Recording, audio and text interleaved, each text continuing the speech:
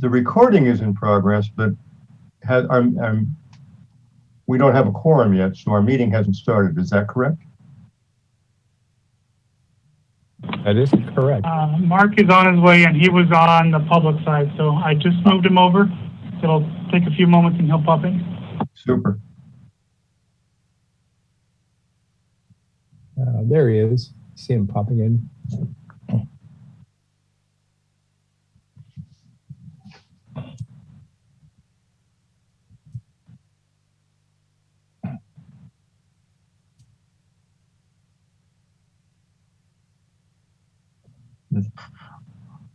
Mark, somewhere exotic. Yeah, it's the same background. No, I wish I was. Unfortunately, I'm sitting in my living room. Good to see you again. Good to see you, Mark. I've actually never been able to make Zoom do backgrounds for whatever reason. So, yeah, this is a photo that we actually took from a road trip in Zion. But yeah, you can go to the settings on it, and there's some backgrounds that you can add. I've tried it, and it just screwed everything up. Oh, so that's why I'm back to plain vanilla. Yeah, I have kids, and so they run through all the time, and cats and dogs. So I don't think anybody wants to see that. Jim, this is a little housekeeping, but by chance, did you get the preamble that I sent over that's new from City Manager's office? Which Jim? Jim Bohan? I didn't check today to see if we got, I have the preamble, but it's the older version, I guess. Okay, I'll read it, the new one tonight, and then I have sent it to you. Okay, so we do have a quorum, so we can get going. Okay. So the Historical Preservation Commission meeting will be conducted pursuant to Government Code Section 54953E, which allows the city to hold meetings via teleconference during a proclaimed state of emergency when state or local officials have imposed or recommended measures to promote social distancing. Okay. I'll hand it back over to you, Jim. Great. Thank you. Thank you, Megan. And we'll call the this October 20th meeting of the Historic Preservation Commission to order, and we'll do roll call. So I'll ask Megan to do roll call. Commissioner Lapsley. Present. Commissioner Bohan. Present. And Commissioner Dennis. Present. Great. We have a quorum this evening. Thank you. Thank you. Our first order of business is to approve the minutes. And everybody got a packet for the minutes for. I don't have any issues with March 17th. I have a question on March 16th. And it's a sort of a business question. The March 16th meeting, we did not have a quorum, so we did not have a meeting. And so I know that Mark was not at that meeting, and I know that Commissioner Lapsley was not meeting. So that would only leave me. Having attended the beginning of that meeting. So I'm pretty comfortable asking if there's a motion for approval of March 17th minutes because Commissioner Lapsley was there and Commissioner Dennis was not. But I don't know about the June 16th meeting. Megan, how does that work? I'll work with the admin tech and see how they've documented that on our minutes before. I mean, there's been other instances of this, so we'll reference it the same way. I'm not sure. I mean, I was there, so I could make the motion for sure, but there's nobody that was there to make a second. To make a second. Yeah. Okay. Well, it sounds like the one existing member that was there, you do approve the minutes. I do. I actually read them and they actually are accurate. Okay. But since it wasn't not an official meeting, I don't know that there's official minutes. Right. Yeah, I don't know if that actually is official either. So I will check with her. I didn't realize she had put something in. So Okay. Well, Commissioner Lapsley, I would like to move that we approve the minutes for the March 17th meeting and that we hold in abeyance the approval of the non-meeting on June 16th. I'll second that. all in favor? Aye. Thank you, Commissioner. And the motion passes. Aye. Thank you. And I'll follow up on that as well. Thank you, Megan. We have staff and commissioner comments at this point. I would like to take the opportunity as a commissioner to thank Commissioner Lapsley for the stroll through history that happened a few weeks ago. I thought the stroll through history was really good, and I really enjoyed it. And it's one of those nice things about Woodland. We actually have a historical walk through the town. So I wanted to take the opportunity to thank Commissioner Lapsley for his work on that, because it could not have been easy this year. Thank you, Commissioner Lapsley. Well, Commissioner Lapsley is happy to accept those thanks and certainly did not do it by himself. And we were very happy to be able to hold it this year. And as far as I know, there has not been any sort of super spreader results from this. And I think that was because we followed the Yolo County guidelines. Thank you, though. Did you guys have an okay turnout after all? And I know there were a number of great places to look at. Yeah.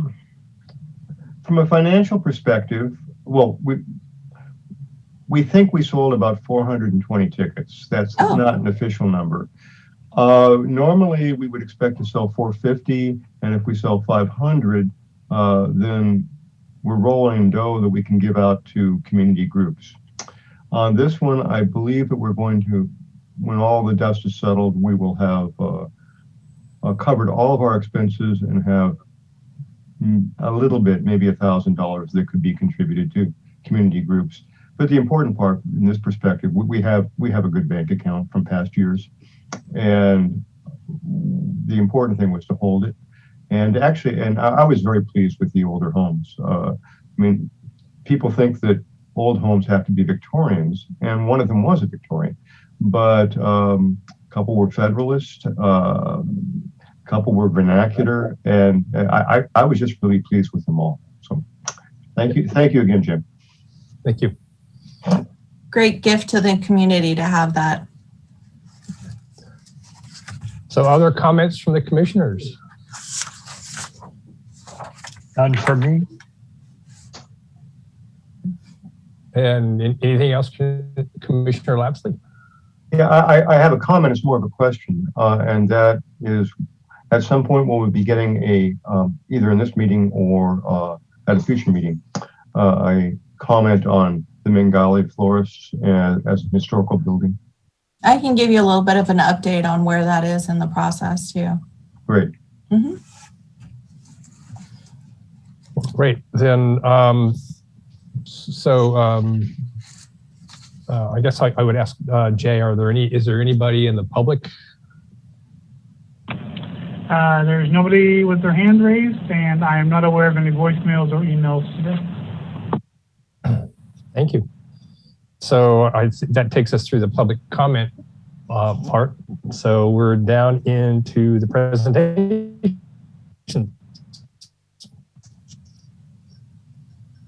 So on the work program. Great. So actually, staff, before we begin, would like to share a few just little updates about the downtown, and I'll give you that update on the Mangali's building as well. Can everyone see the screen okay? Yes. Okay. I got some notes from economic development that I wanted to share about the downtown. You probably have noticed the Papel Picado on First Street that was in celebration of the Hispanic and Latinx Heritage Month. But actually, economic development also, after this month, will be working with Home Fix, who will replace the string lights on the 3rd Palm Street at the intersection of East and Main as well. And this will be done by the end of November is kind of the time frame they're looking at. And then holiday lights and decorations will begin to be installed on the 8th of November and will finish by Thanksgiving. And they're really focusing on also getting out the word for Shop Small Saturday for our downtown, who has really been put through the ringer with COVID, and really encouraging people to get out there and enjoy the downtown and shop local. That's the day after Black Friday. But currently they are still doing the First Fridays, which have been going on for the past few months, and they're attracting a decent amount of people. And they, they did a live painting mural by a local artist on the wall of the Diggs building. And so you can go downtown and see that new mural. And then also in celebration of the city's 150th anniversary, as we know, unfortunately, some festivities had to be postponed due to the COVID Delta variant, but we do have a lot of things to still celebrate, and they are offering embroidered hats throughout Woodland for looks like a $10 suggested donation. And they can be found at Haven Boutique, Jamie Ray Boutique, Little Chances, Main Street Lounge, Embellish, Las Brasas, The Hive, Woodland City Hall, and Woodland Public Library. I just also wanted to share that we have several new businesses coming into the downtown area. We got word from economic development that Tuolumne Environmental Conservation nonprofit is going in at 622 Main Street. And we also have a new Gallery Coffee Roasters looking to go into a location on First Street. It sounds like their grand opening will likely be in December.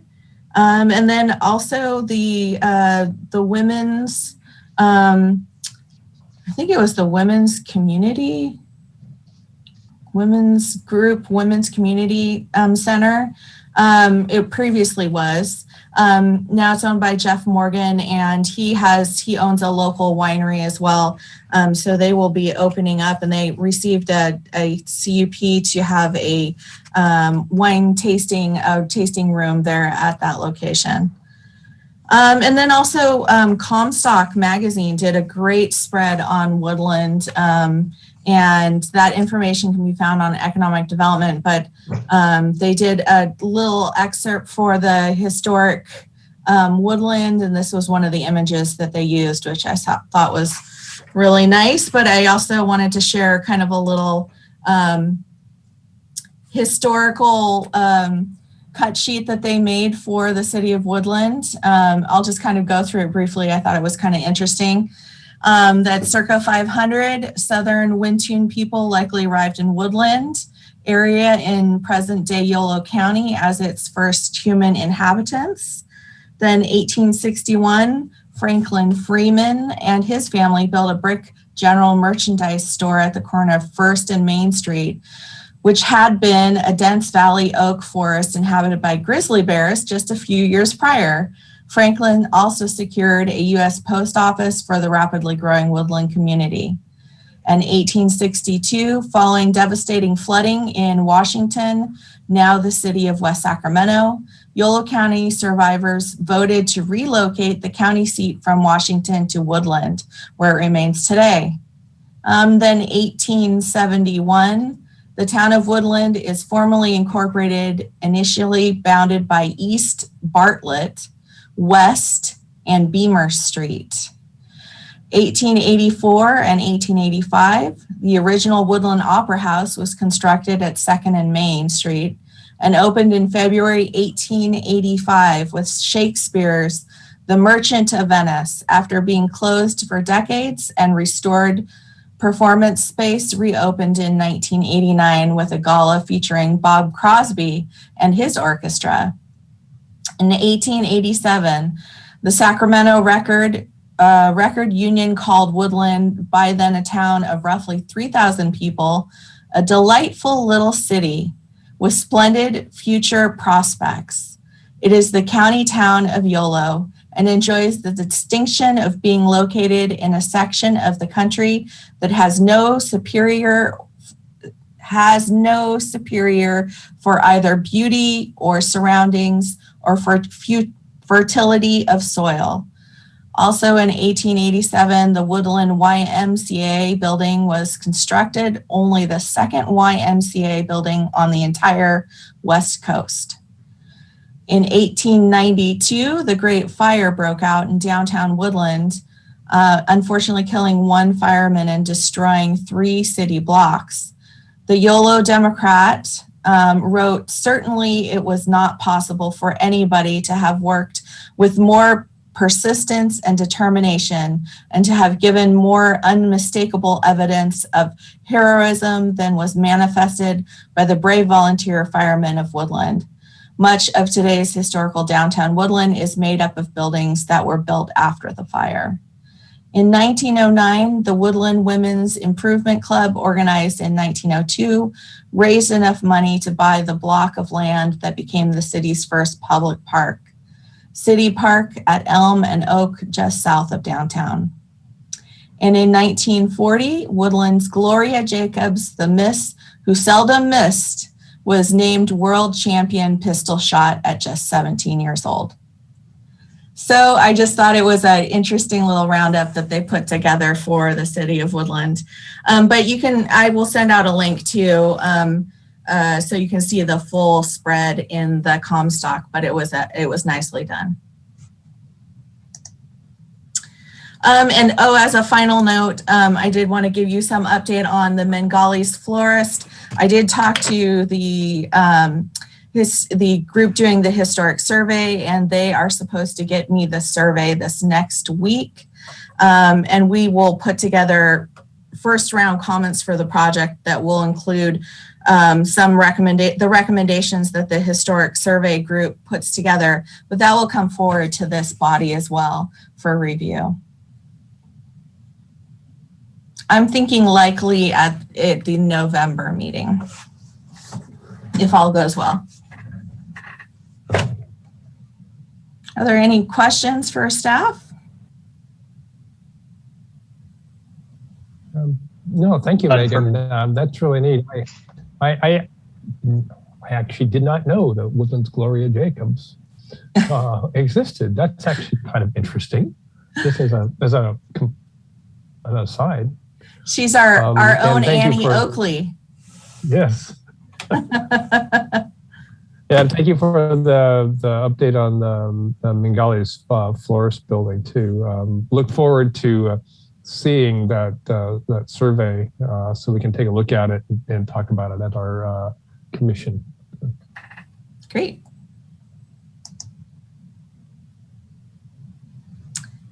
So now I will turn it over, and hopefully, Jay, is Danny on the line? Yep, he's here. Great. I will turn it over to Danny to give a little presentation and overview of our GIS capabilities and kind of give us a taste of some of the technology that we might be able to use for our website update. And I'm actually securing a couple of interns that are going to help us with that as well. All right. Can you guys hear me? All right. Well, good evening. Let me share my screen here.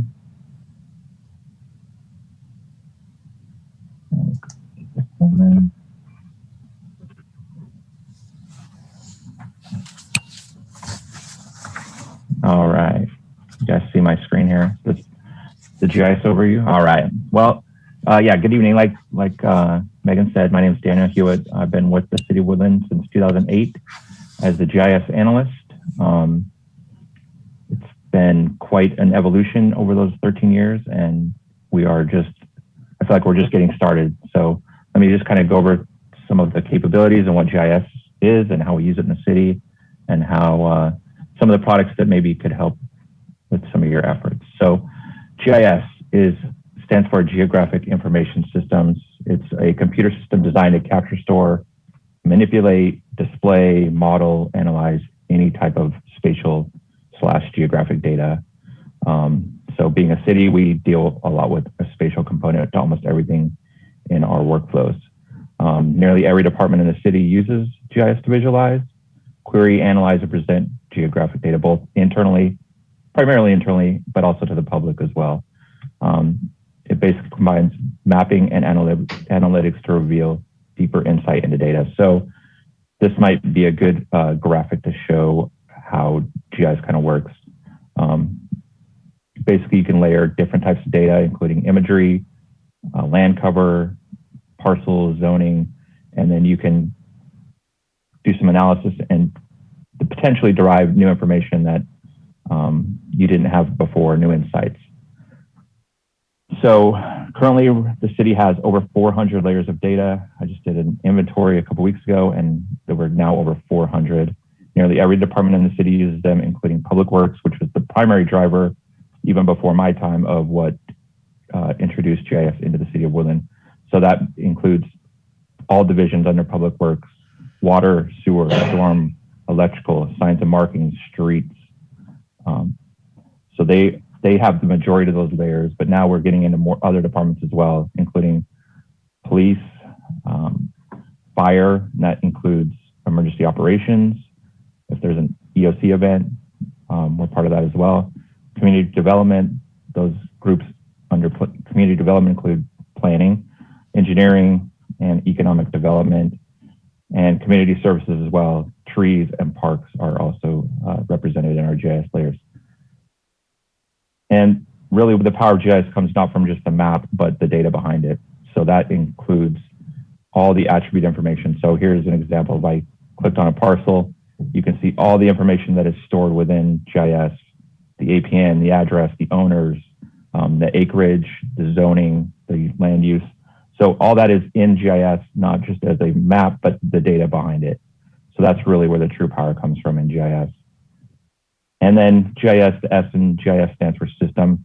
It's not just computers, it's data, it's analysis. These are tested and proven workflows. The hardware, that's servers, desktops, mobile devices, the software we use, and then people. That includes people out in the field collecting data. That is myself. That is the end users as well, providing feedback. So that is what makes up a GIS system. So GIS data collection and input. This is kind of how we get data into GIS, some of the various methods. We use GPS collection. We have staff out in the field collecting currently we have 8 Trimble units that have a 1 centimeter of accuracy, very high accurate. And this is important for, if we're trying to locate assets underground, we need to know exactly where they are if someone's going out to dig. So we want to know where these items are. And that is also 1.5 centimeters vertical accuracy. So we know how, if there's an open trench, we GPS it, we know how deep it is as well. So right now, this is our primary collection method for Public Works assets out in the field. And these are being used daily by multiple staff members. The next one we have is Survey 123. This is basically a mobile app that we have developed for the city in various departments. Primarily, it's being used in public safety for field interview cards, some other,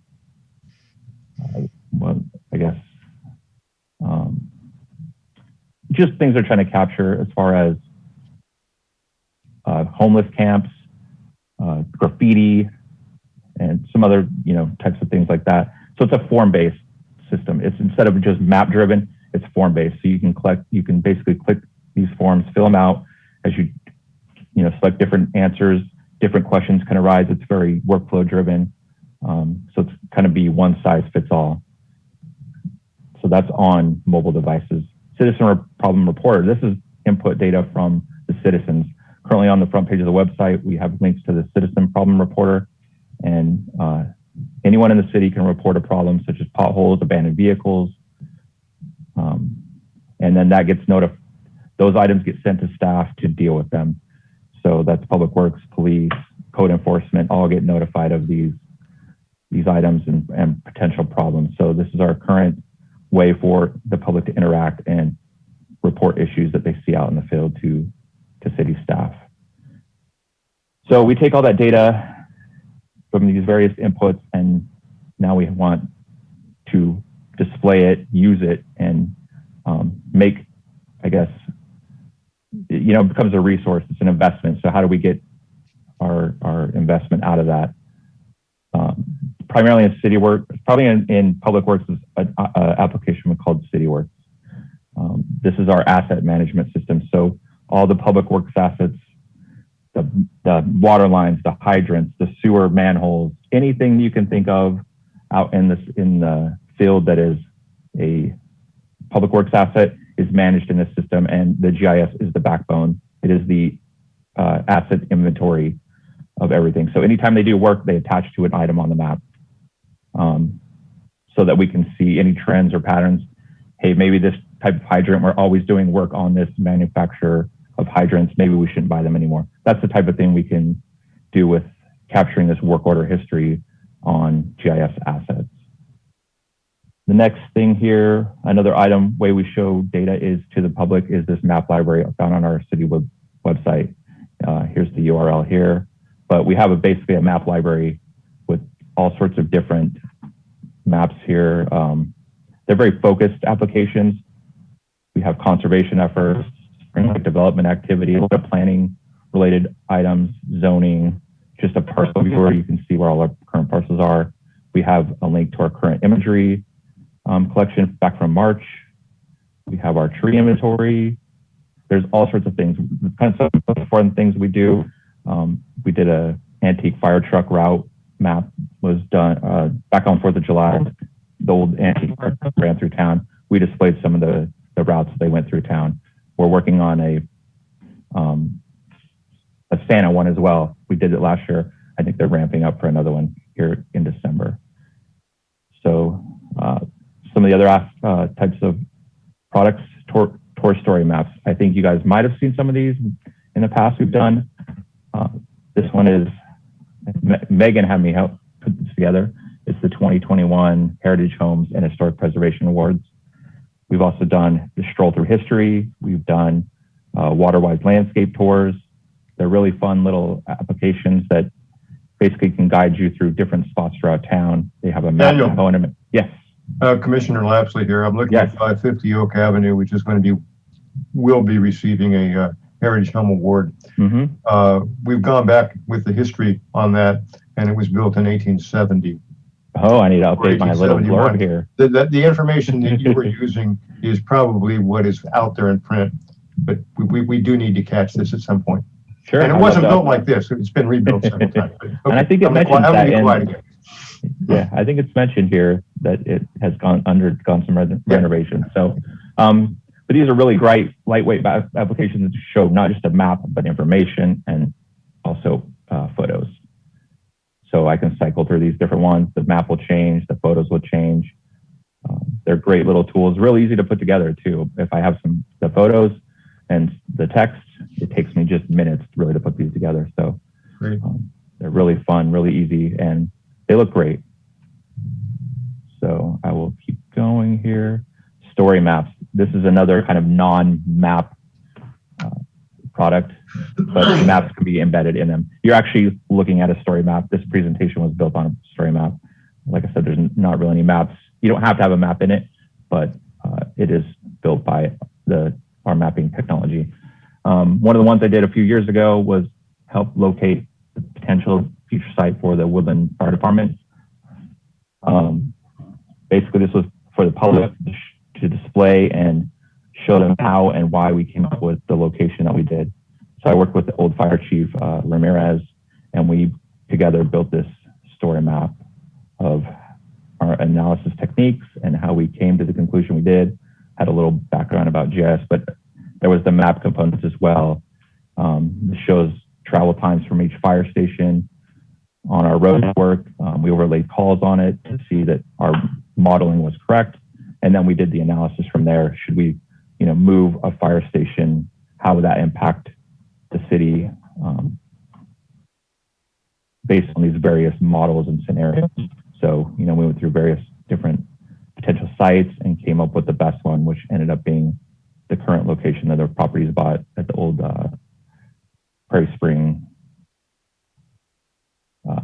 Willow Spring Elementary School site. So that's one type of product we can do, the story maps. Another one, this is kind of our newest fun one, is called these dashboards. Again, not really map driven, but displays a lot of the data that is found in GIS in the database. This is that citizen problem reporter. So as these problems come in, we can build dashboards to show, the numbers of problems coming in. Here's like showing all the issues coming in over the last 7 days, total issues.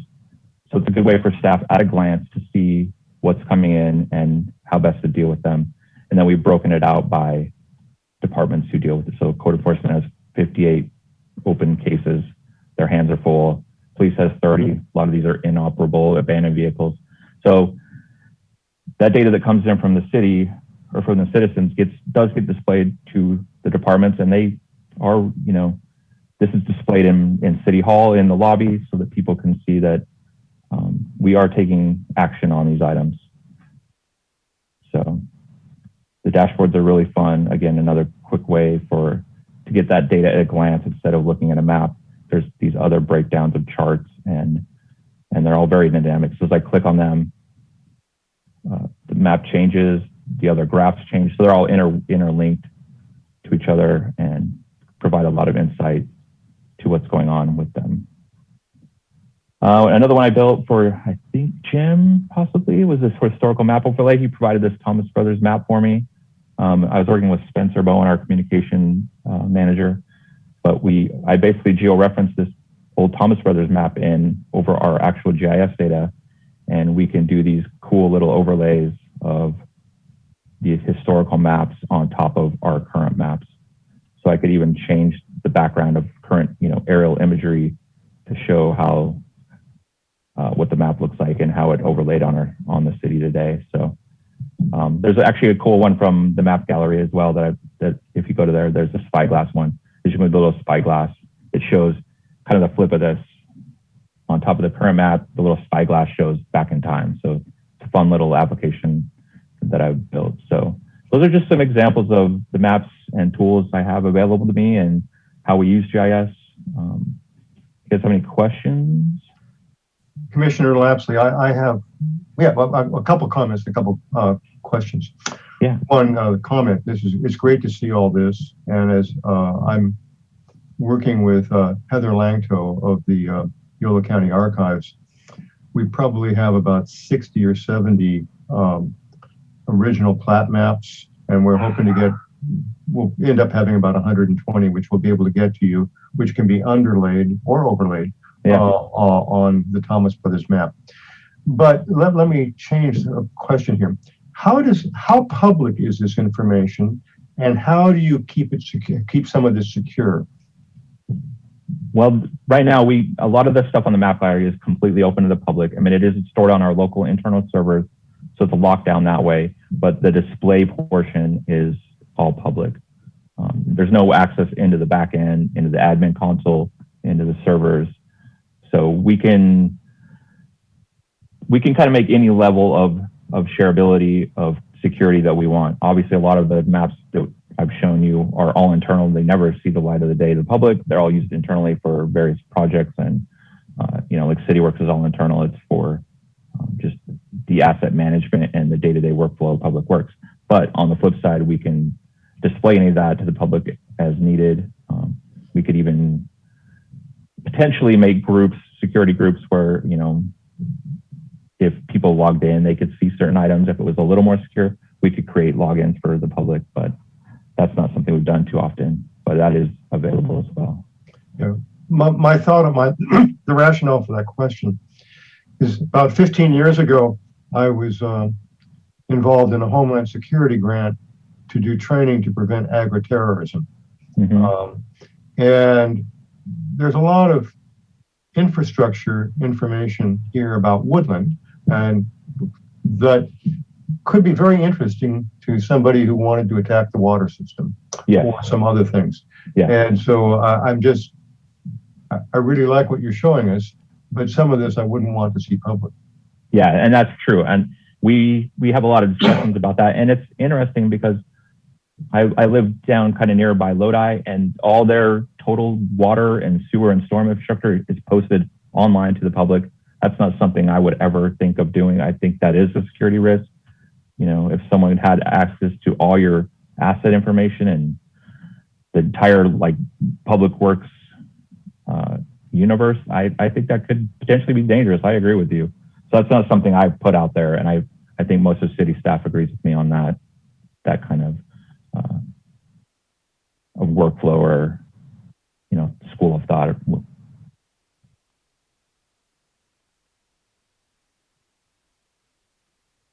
Yeah.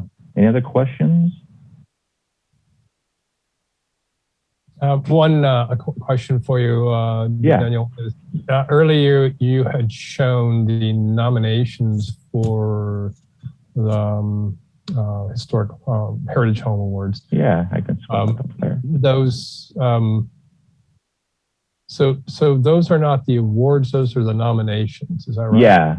Yeah. This was built a few months ago by Megan and I.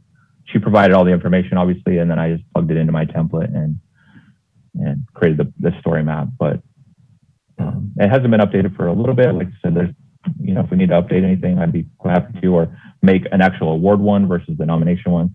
We can make this any updates we need. Part of the reason I ask is it public also? Yes, it is. I believe so. Okay. This whole presentation is public, so anything you're seeing here is completely open to the public. So, but I guess I should back up. You would have to know the exact URL of this item to find it. That it is possible if you were kind of internet savvy enough, but generally they're hidden unless they're posted on the city website and have a direct link that way. Yeah, and it's not posted on the city website. Correct.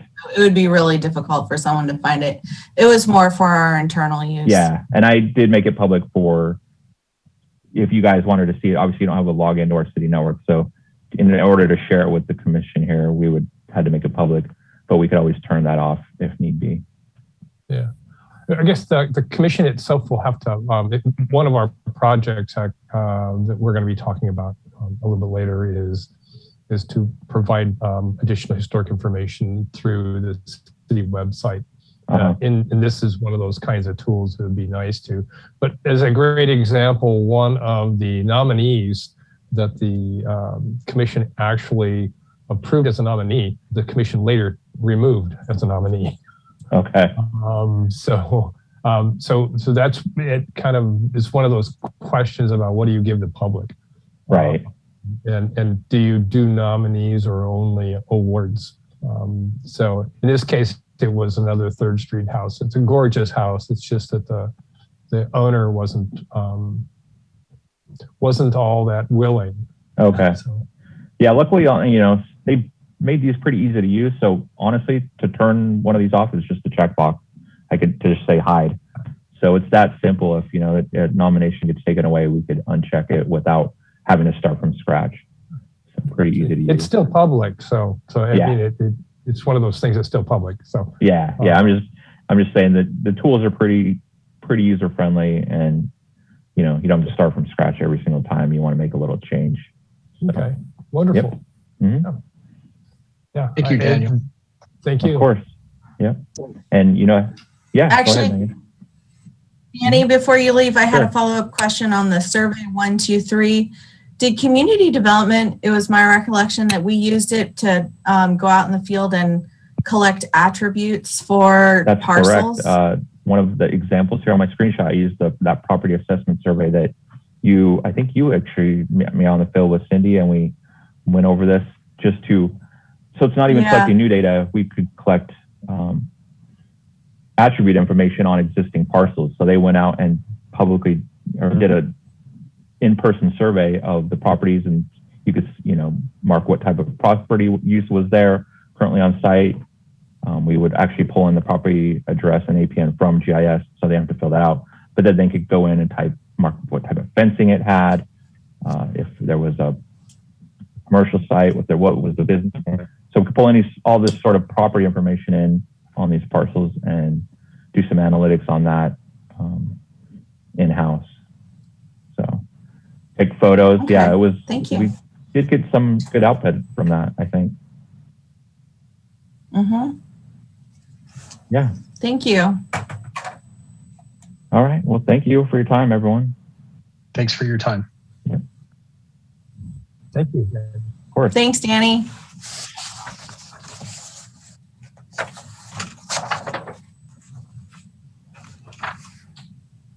This is Jay. I just had some quick comments. What was really helpful, like in Public Works, is as GIS became more powerful, they could start to institutional knowledge of, here's where we had some pipes that we abandoned in place. Let's get them on the maps. They were never on any other map. So I'm not sure historically what this group might have, but growing up, I recall that maybe some of the sidewalks were built as part of the New Deal money back in the whatever year that was, in the 30s. Or if there's other things that are of historical significance that we want to start making layers for that. It doesn't take any time. That you can see the tools are really easy to go out there and collect the data. Or if somebody already has them on a map, or even if it's just written down somewhere, we can start creating those layers and adding them to a map. It was mentioned earlier that we're doing a historical survey that includes the Magali Flores building. So maybe that would be a good layer to have, is the survey.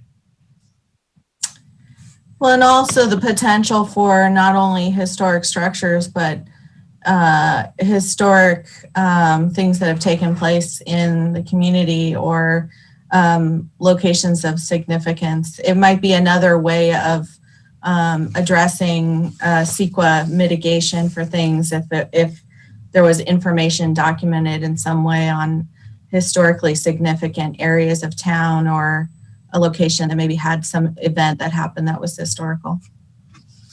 Megan, you actually bring up a great point, because I don't think we have, Danny, correct me if I'm wrong, I don't think we've ever created an event-based layer of, hey, in 1903, this part of Woodland was on fire, or in whatever years happened, here's where certain things happened in Woodland. So there could be a layer like that where we have the attribute, the information about what happened. Yeah, if there's any photos, we could attach those. I don't think we have those. Yeah, that's a good idea, Jay.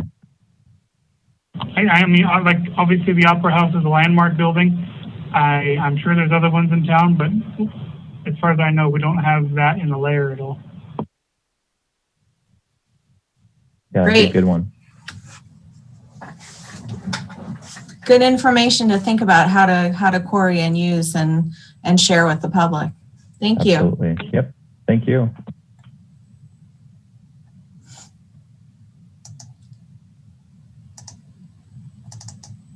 I'm going to jump back in here and just really thank Danny again for a great presentation, kind of giving us an overview of some of the technology we might want to utilize. And if the data's in there, the hardest part, I think, is just the collecting of the data if it's not already something we can query. But it's amazing how quickly he can pull together some really snazzy looking graphics to go on our webpage update. So thank you for that. So moving on to the next topic, maybe Jim, do you have anything else to say, or should I just jump right into the next item? We should just go ahead and go to the next item, Megan. Okay, thank you. So as you know, we had kind of started ramping up for the Heritage Home Awards for the 150th anniversary to coincide with the city's 150th anniversary. And that kind of had an abrupt halt once the COVID Delta variant decided to rear up. And so I'm kind of opening this discussion again. I didn't think we'd have this discussion. I thought we would be well on the way, having already done it in October, but kind of when look at new dates for a possible award ceremony. But kind of give you guys a little background. I did talk to the city clerk this morning about kind of the timeline for reopening City Hall for public meetings. She said it's really kind of on a wait and see basis, that City Council, basically every single meeting has to reassess and approve that they're going to continue doing virtual meetings under this new mandate from the state. So I was a little nervous about, putting a date out there that I intend to, send out invitations and have people come to when our city council isn't even having in-person meetings yet. There was some discussion about having a virtual meeting to, go over the homes and then have a little kind of get together, informal, handing over the plaques and acknowledging each homeowner, but in the garden and having, our boards up with the historic homes. But I know the weather is getting a little iffy starting now as well. And I know we need the rain, that's for sure. There was the thought of, looking at November, but I'm not sure if that's going to work out. So then the question is, do we move things to the spring? And if we do that, then we would really have to kind of move them to the middle of spring at least to get some weather, or, if I knew more about when public meetings would open up, then I could say, well, for sure, it's going to happen the beginning of next year, and we could have it inside, so it wouldn't really be dependent on weather at all. So kind of just wanted to open up that discussion a little bit with commissioners and find out your thoughts.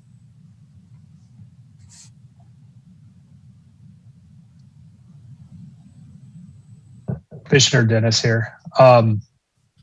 I think because it's unknown if we're going to have indoor meetings anytime soon, I think pushing it back to the spring as a kind of a target date would be good, because in that way we could have it outside if weather depending on the spring, until we find out if something changes and we can do it indoors. I think maybe we can move that up. But that's just my thoughts. Yeah. It's a quick question for you, Megan.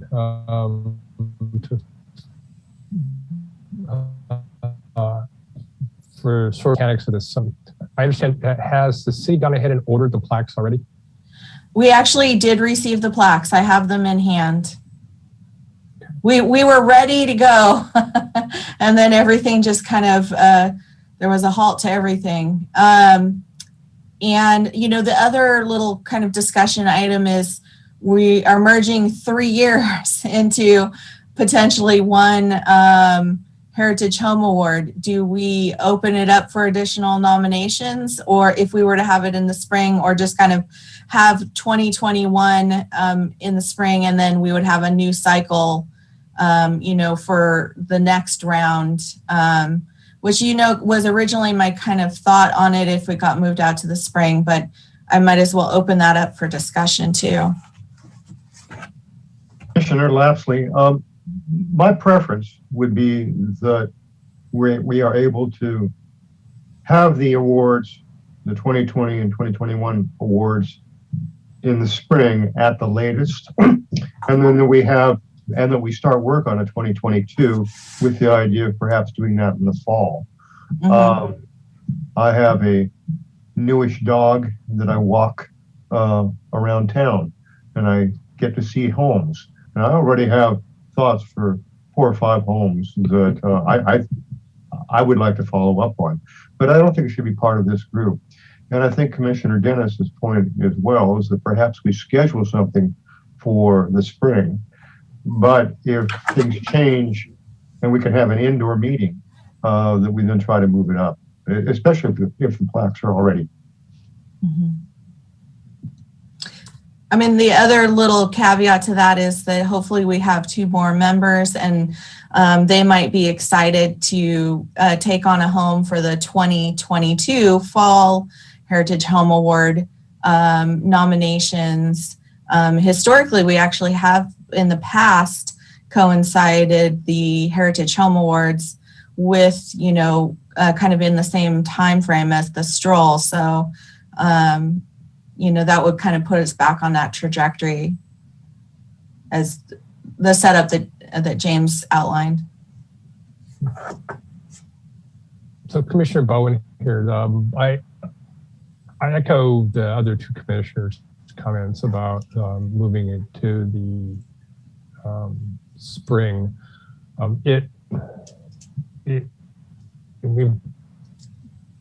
These people have been nominated and approved, and they've known about this for a while. It'd be nice to complete that. I think it would be nice if potentially we could align the spring awards with the spring ski celebration. I know that was moved to the spring as well. And I absolutely agree that we should do the 22 awards on a separate trajectory, aiming for the fall and aiming for the stroll timeframe, because those go together quite nicely. So I agree with those comments. So.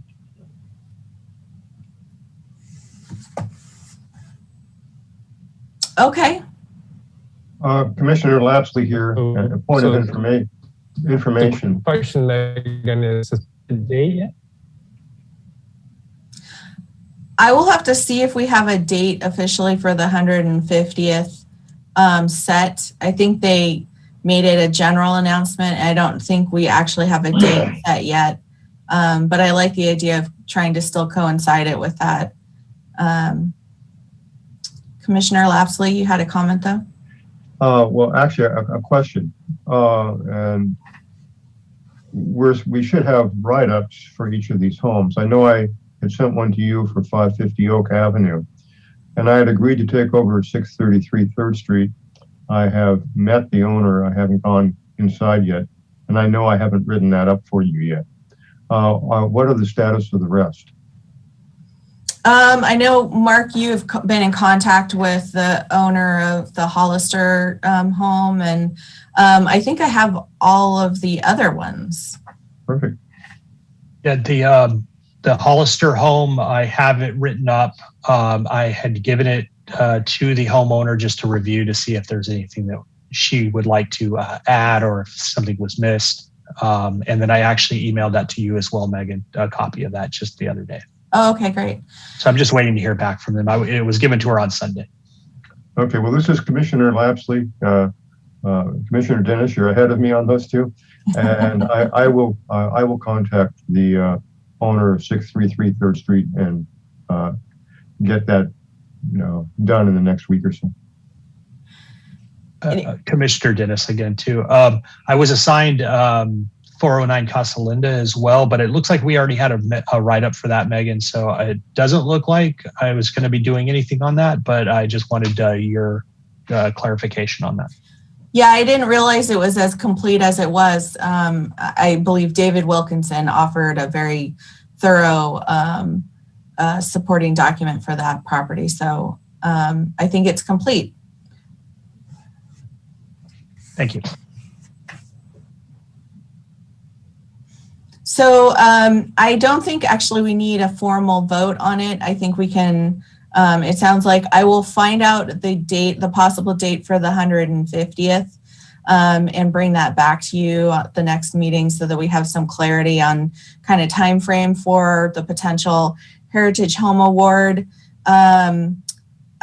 presentation, and we can kind of work backwards from that. I think everything's basically queued up, but from the staff's point of view, making boards and sending out invitations and things like that. I would like to point out that even though staff puts together the presentation, typically it is commissioners that kind of give a little overview of the property and present some of the findings that that they've written up.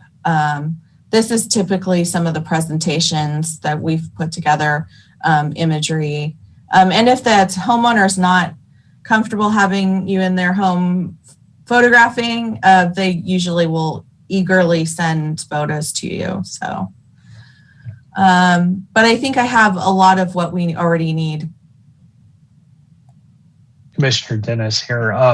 I did meet with the homeowner on 603 Hollister. I did take pictures, but I prefaced that with those pictures are for my reference only, and she reiterated she didn't want them used. So Okay. I guess we would need to readdress that with that homeowner if we need to do a storyboard. I think that's fine. You know, whatever they're comfortable sharing. This is to honor their home, so I understand. So, okay, well, thank you for the direction on that, and I will, like I said, get more clarity on you know, what time frame they're looking at for the 150th, since we're looking to coincide our Heritage Home Awards with that, and see if there's any final things that we need to do to wrap up information before that date. So now kind of moving on to the work program. I know I had provided in the past, and we had discussed some minor changes to the work program. And we made those changes. And so I'm bringing it back as a item to vote on, and it would be new business for City Council just to review and if they had any comments on it. And as kind of outlined in the March meeting, that the aim for HPC is to educate. I know Commissioner Lambert kind of, we had some discussion about kind of what the aim of the HPC was and what you were hoping, how you were hoping to carry that forward. And part of it was the information on the website. And then there was some discussion about resources, and Commissioner Lapsley did share a book that I think might be very helpful to reference on the webpage. And then also historic maps, which, you know, we had a great presentation by our GIS analyst to give us some ideas on that. And so this is kind of the ranking right now on priorities for on the work plan. This is an overview of it. And so I kind of wanted to open that up for any last discussion and maybe a vote.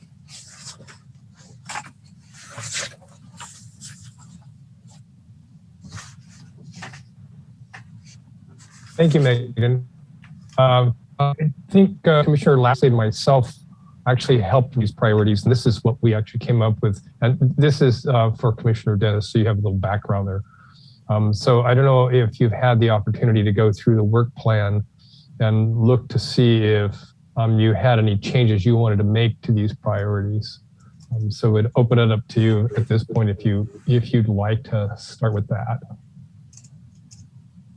Thank you, Commissioner Bunn. I have not had a chance to go over them. We briefly did on my first meeting that I attended in this presentation, but that was the extent of it.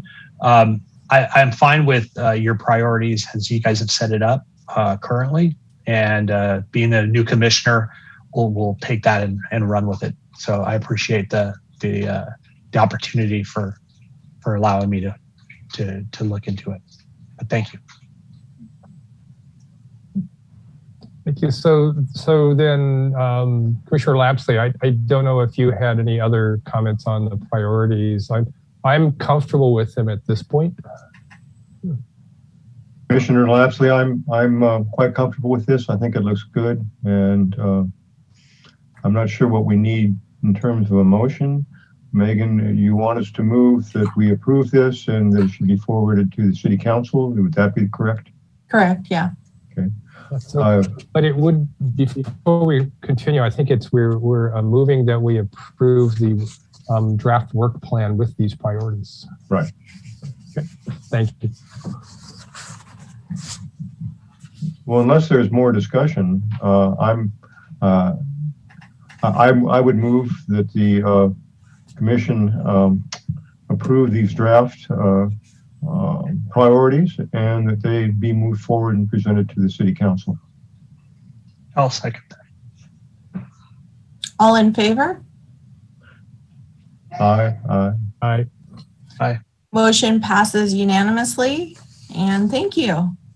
We will put that on the next agenda for City Council. Thank you, Megan. I was very interested to hear earlier you had stated that you were getting possibly 2 interns. So one of our work items has to do with interns working on some of the stuff for us. Yeah, I'm hoping to get 2 interns to help us with a whole number of things here. Keep them busy. So I think they could be useful for our goals.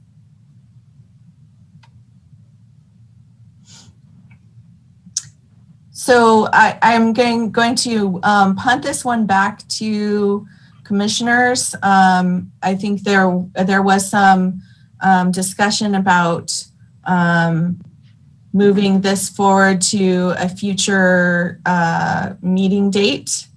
And so kind of wanted to present that as a possibility. We probably would need to take an action on that. Commissioner Lapsley here. Before we get into this discussion, I have a question. Is there?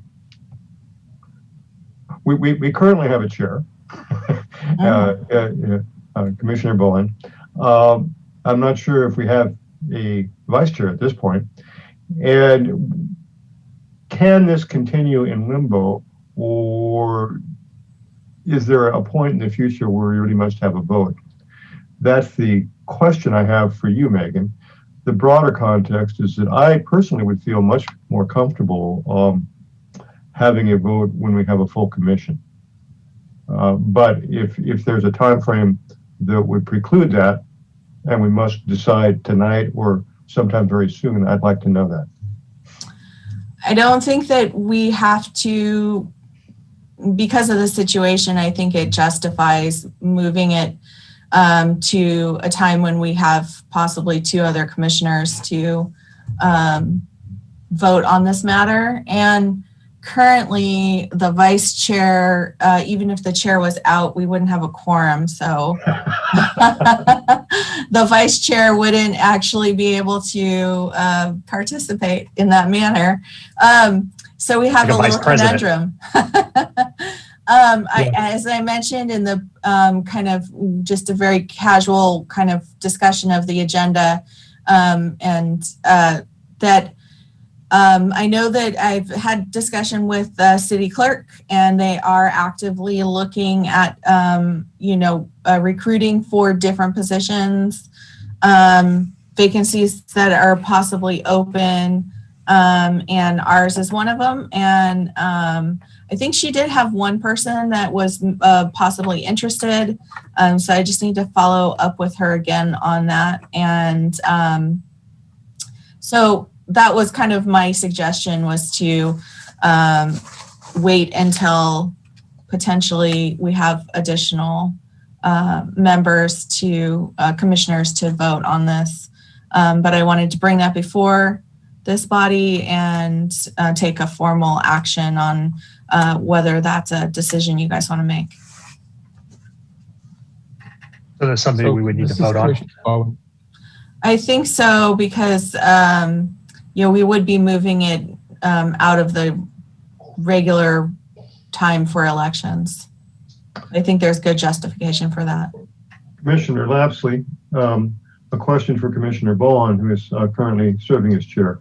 Are you willing to continue this in kind of a limbo state until we can have a formal election? This is Commissioner Bowen. Yes, I've agreed with that as a conceptual basis, as long as Commissioner Dennis is comfortable with that. I'm absolutely comfortable with that. Thank you, Commissioner Bowen. Thank you. The actual elections are supposed to be held in August, and we couldn't accommodate that. And as noted, on the vice chair, if one of us is missing or if I'm missing, then there's no quorum. So to make it an actual functioning full commission before an election, I think is a very good idea. So I am willing to continue in the position of chair until we can get down the road and get a full commission or at least 4. Okay. So, well, Commissioner Lapsley, thank you, Commissioner Bowen. Based on your response there, I would like to then move that we postpone the election of officers for the commission until we have a full quorum. I'll second that.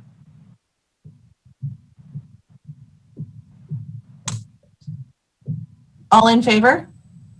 Aye. Aye. The motion passes unanimously. We will move it to, I will let you know where the additional information on the potential commissioners once I have a little more information from city clerk, and then we'll get it back on the agenda. Thank you, Megan. Thank you. And if I remember correctly, Megan, that concludes our agenda for our business tonight. Is that correct? Correct. Okay. Then for Commissioner Dennis, we actually don't need a formal motion to adjourn since we finished our business. So I will adjourn our meeting for the October meeting of the commission, and we'll see you at the next meeting. Very good. Thank you. Have a good night. Thank you. Megan? Yeah. Hey, I need to text